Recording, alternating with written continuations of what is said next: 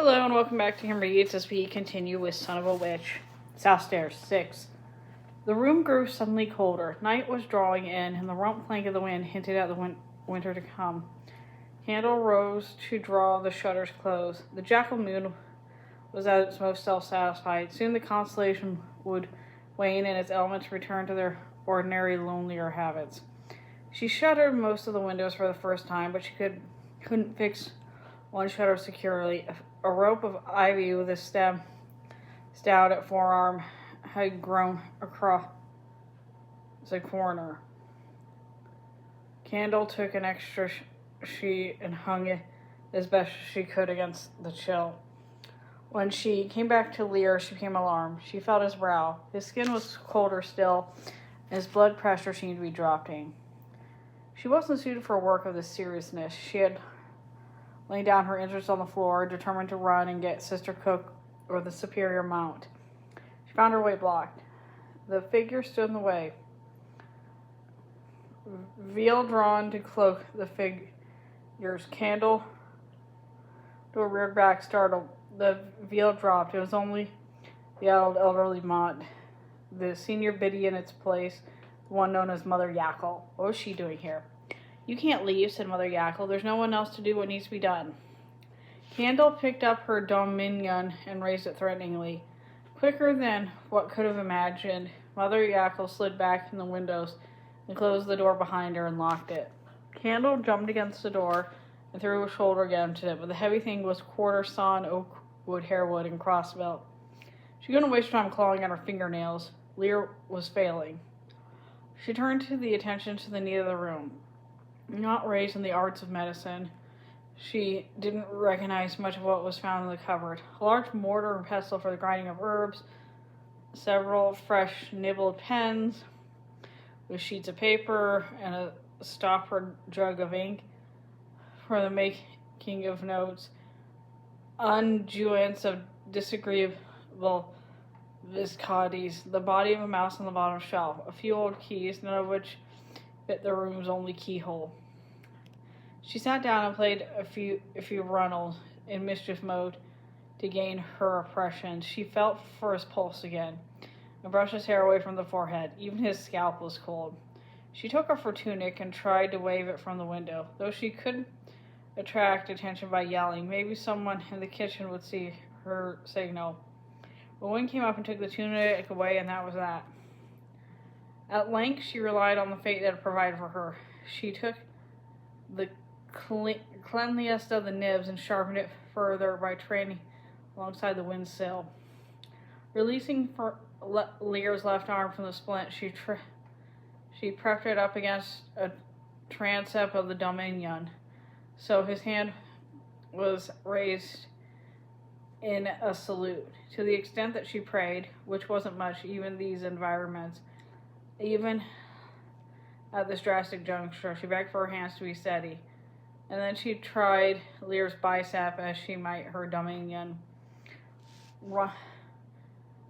Her hands in light, feathery scales among the skin. She settled on a place near the inside of the elbow, and using the nib as a lancet, making a neat incision. She caught his blood in the mortar, and when she felt it, she rushed to the window and dumped it out. "There, Jackal Moon, you want your own blood offering, there it is." She collected a second portion, then a third, and she took off her habit to divine Liir's arm and stop the flow. In only her broadcloth shift she shivered, and her fingers trembled.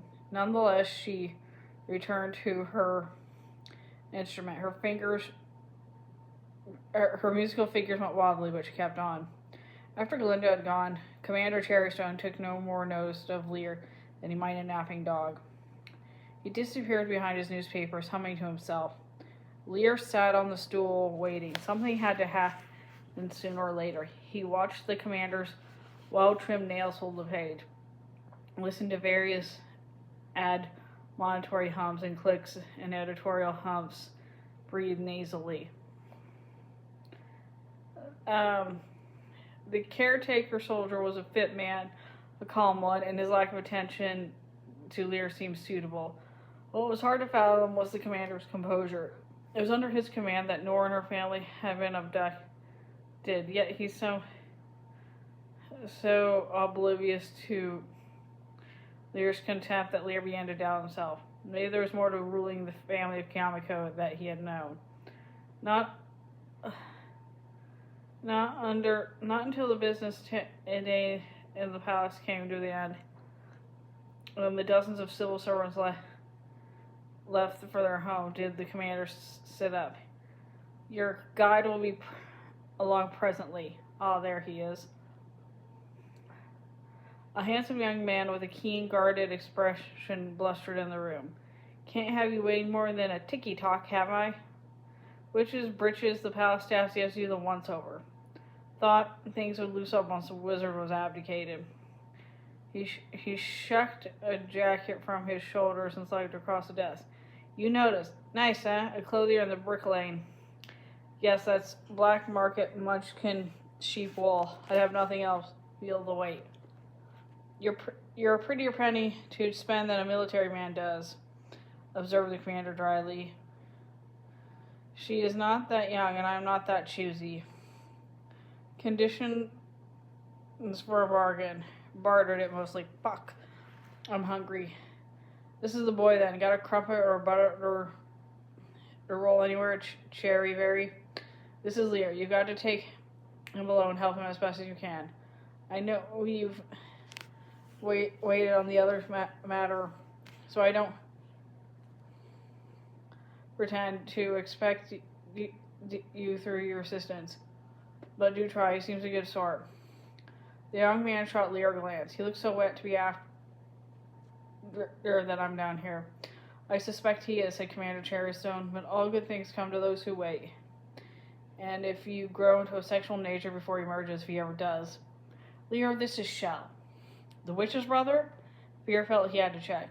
The same, said Shell, flexing his fingers. Liir wasn't sure he could see the resemblance. Shell looked capable of cutting bow. Are you ready? Does he know who I am? Wondered Liir. Has Shell ever heard of a Liir, a boy who might be his nephew? I'm ready. Commander Cherrystone picked a fleck of dust off his dress waistcoat. The usual ravens about your return, Shell. Look, I wish you luck. He left looking him in his office.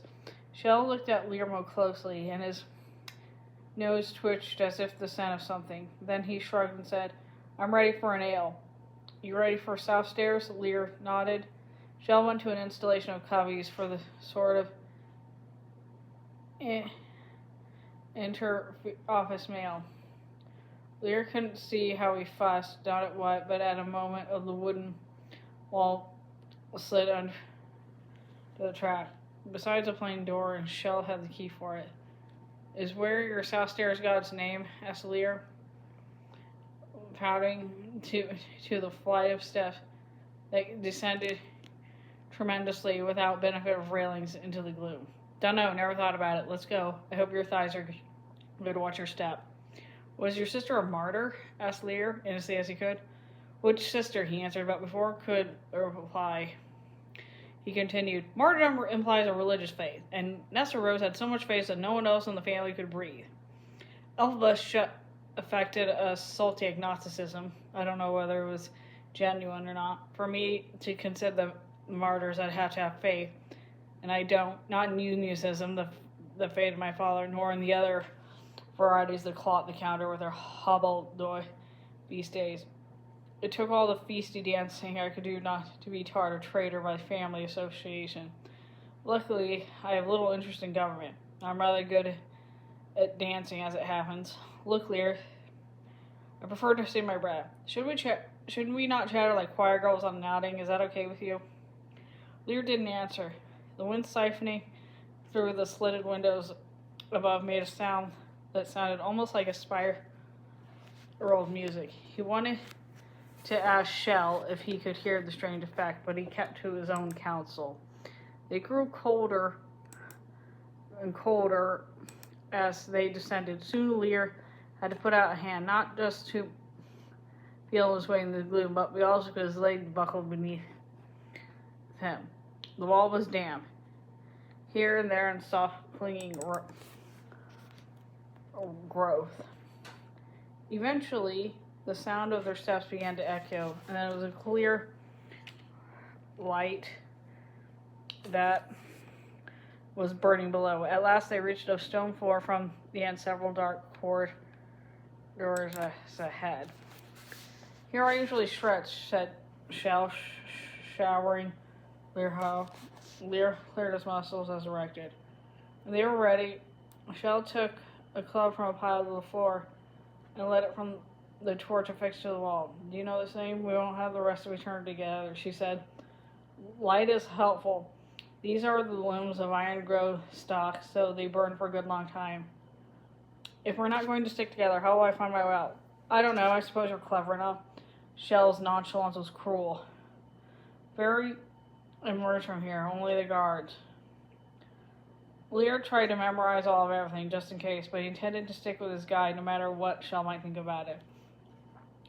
The way was dank and sour, sometimes cut with a sulphurous gust. The torch made a tidal rush against flattening arches of gray stone. Parts of the wall were brick, though the work was ancient and the brick face crumbling. As they walked along the crushed cement and scattered rubble, Liir got his breath back. He tried to think of how to speak to Shell.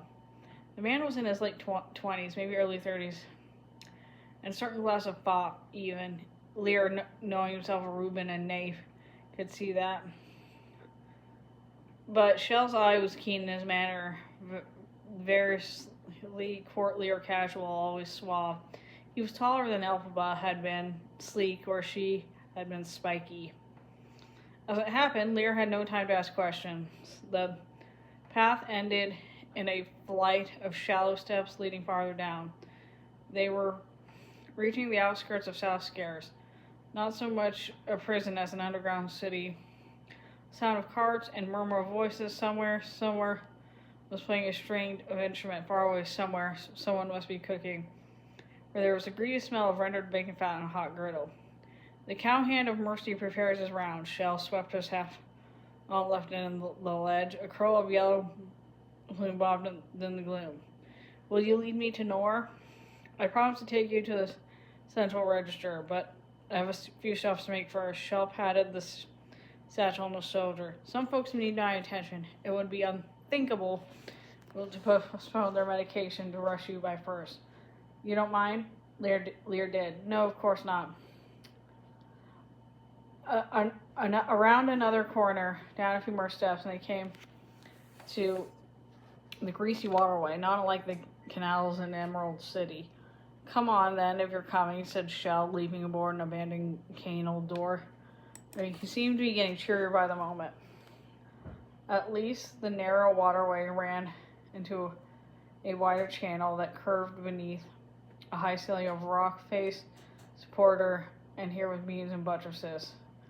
On either side of the panel, padlocked doors were set flush into the stone wall. Sometimes the doors gave out onto ledges or half between cells, more often than just one water.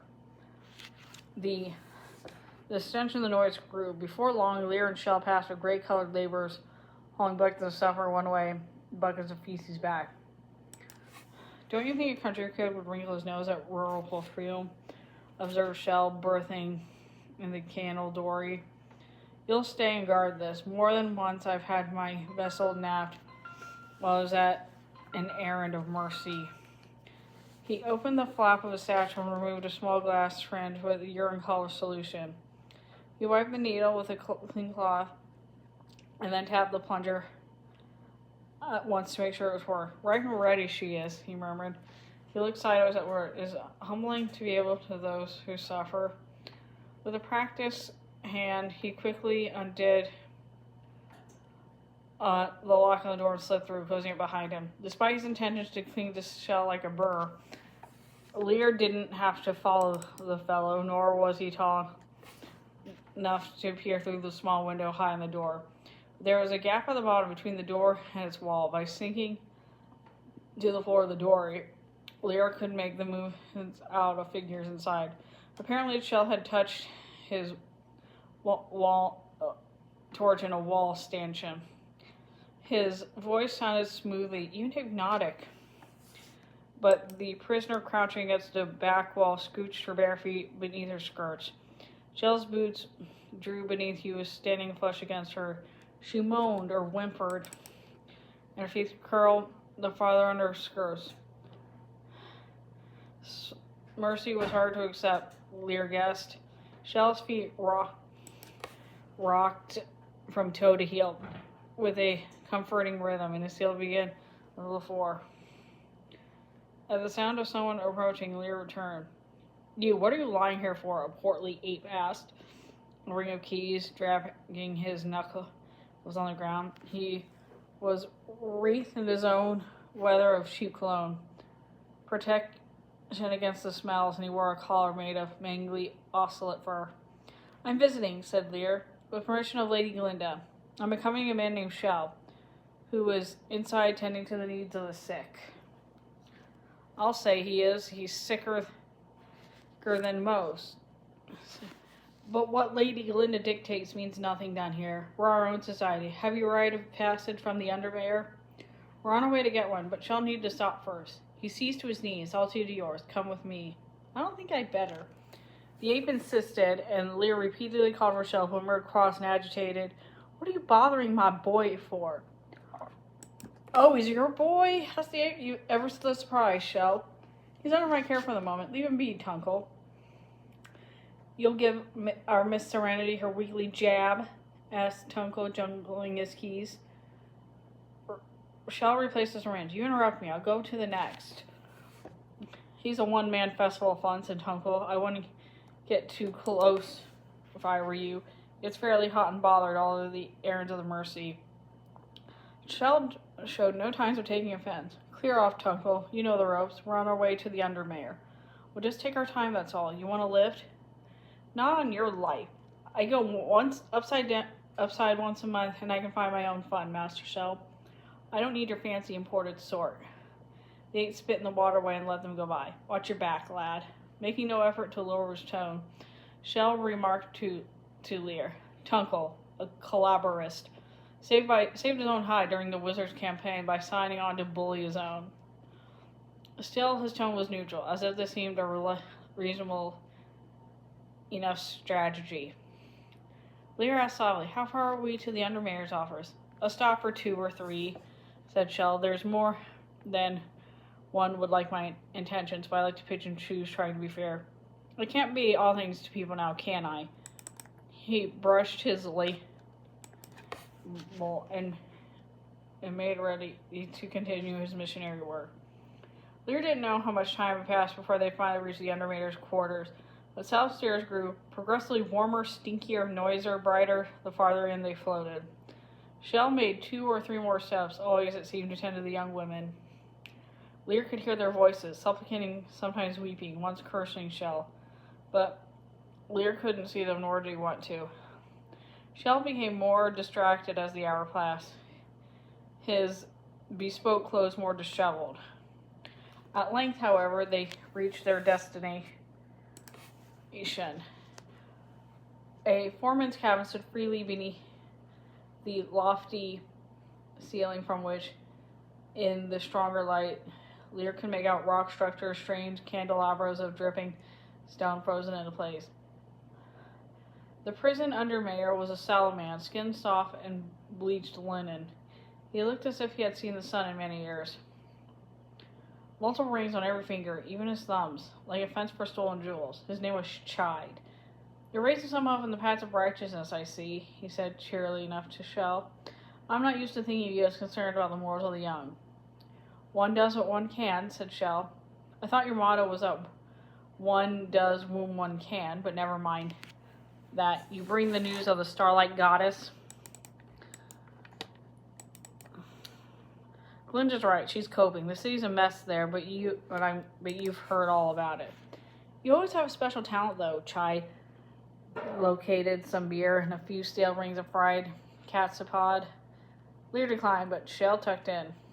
"Well, after all these years, it's right rich stew, that's for sure. Shell conceded through a mouthful of flaking bread. The wizard's departure was weirdly expected, given he's been in power so long. Still, with so many having schemed behind the scenes to oust him, you think they would have gotten their signals right about what happened next. Glinda is looking in a glamorous figurehead, and no one knows if she got the scrap of brain in her noggin. The trade union should be raising any day, but the municipal militia wasn't quite prepared to recognize a socialite for a queen. Henson Loyal, of course, the guard has been on the offensive, clearing out neighborhoods where the rabble is likely in more rooms.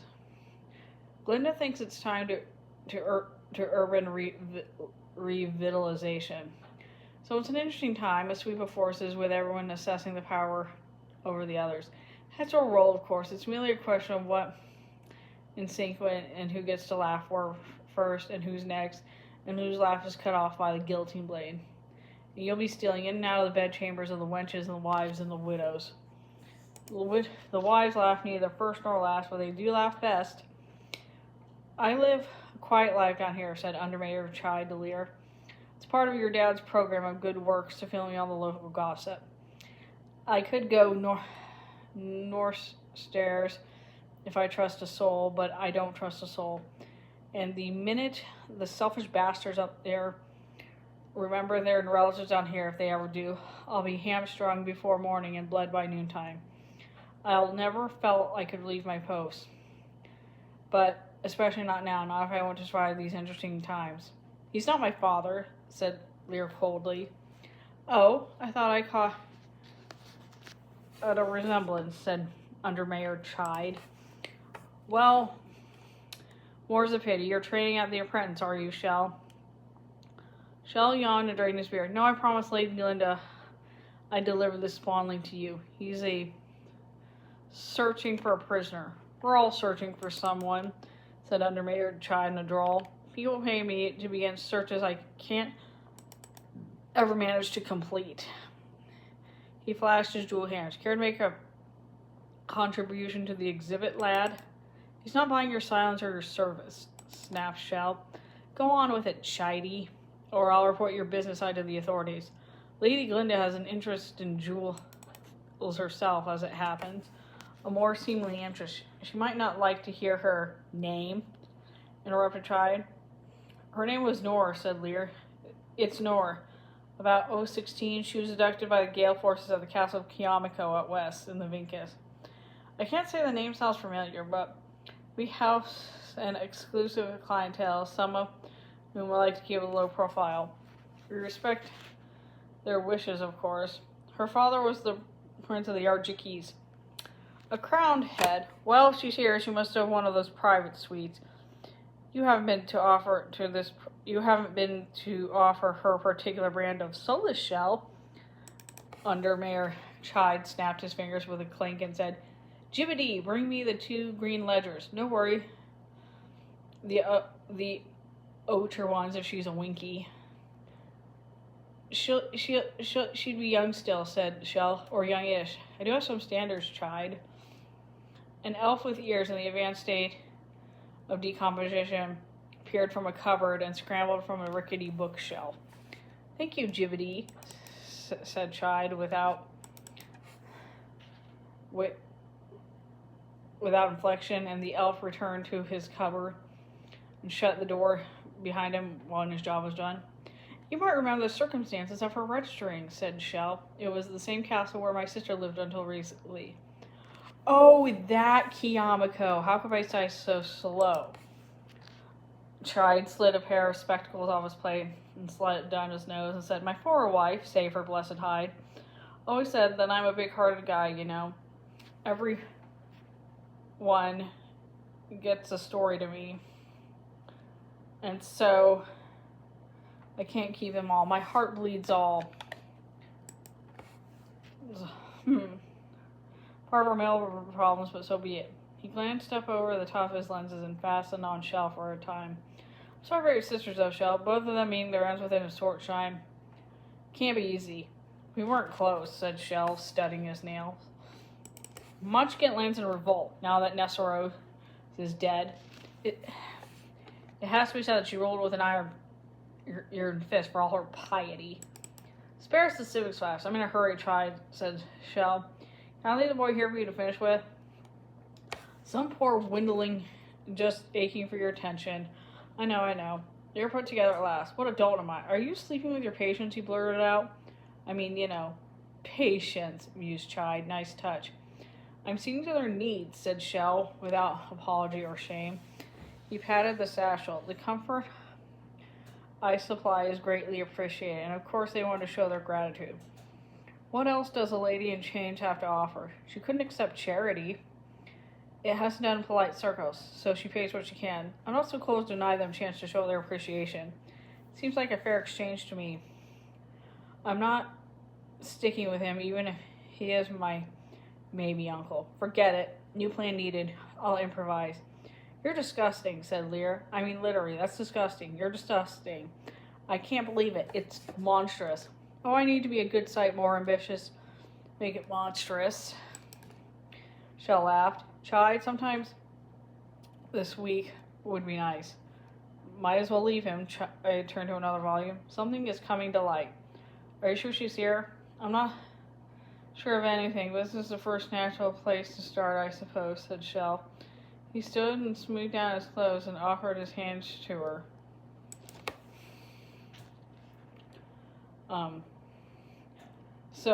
Offered his hand to Liir. So we take our parting now, comrade. I hope the rest of your day is amusing. Liir thought about biting his hand, but Shell would only make another joke. The boy tucked in his own hands of his armpits. We'll meet again, said Shell. Likely to be down here. This is an easy to obtain an exit visa. Sweet dreams, Liir boy. He stood on his heel and disappeared almost like a run. Oh, the energy of the young, said Chyde, sighing and continued to flip pages. You know I'm not coming up with anything so far. What did you say your name was again? And that's the end of that chapter. See you later.